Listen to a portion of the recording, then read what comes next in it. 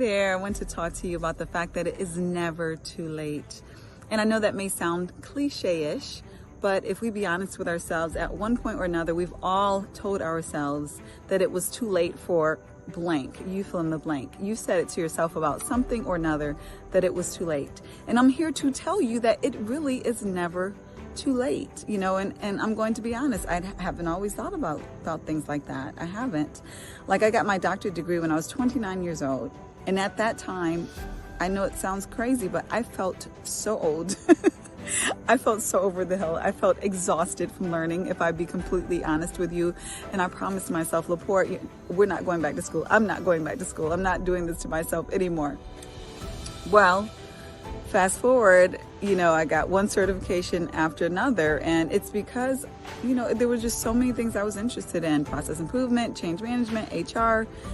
And so I really was excited about the challenge of learning these new things. It just invigorated me over and over again. And guess what? It still does.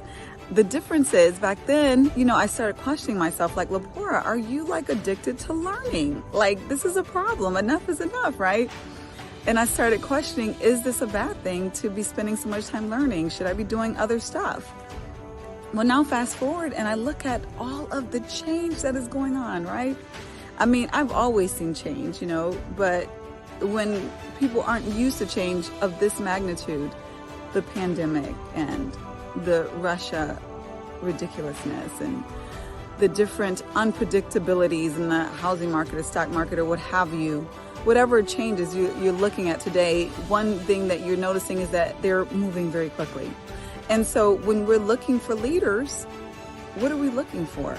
You know, before you're looking for, say, a chief technology officer, you want the person who is the most techiest, savviest, and you still want that. But the first and foremost thing you want in most of these leadership roles is, can this person lead change? Can this person adapt and change? You know, can this person innovate in a changing world? And that's what it's all about today, right? And if you're a leader, you know this, you know? And so today, and not even just recently, but I've learned to embrace being a continuous learner. And when we look at the greatest leaders, and not even the greatest leaders, when we look at leaders who are able to survive this pandemic and these current times, one thing I would assume they all have in common is that they are continuous learners.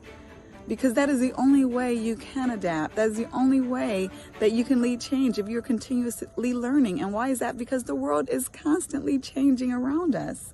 So there's no way all the tools that you've learned 20 years ago, 10 years ago, even 5 years ago are going to equip you for what you're facing today without being a continuous learner. And it's never too late. It's never too late to learn, and never too late to achieve what you want to achieve. And this is the issue that I have with artificial deadlines. You know, a lot of times we may set these deadlines for ourselves. Okay, I'm going to get this degree by 25 years old, just whatever the age is. Or I'm going to accomplish, you know, earning X amount of dollars by, you know, 40 years old, whatever age, whatever deadline you have. I'm going to change this behavior in 2 weeks. I'm going to pick up this new behavior in 4 weeks. And that is my deadline. Well, what I tell you is that deadlines are dangerous, because once the deadline happens, then what? Then you say, oh, it's too late. It's too late for me to change that behavior. It's too late for me to stop smoking, cursing, being mean. It's too late for me to get that degree. Absolutely, it's not too late. There's nothing wrong with goals. Goals are fantastic. Goals are great.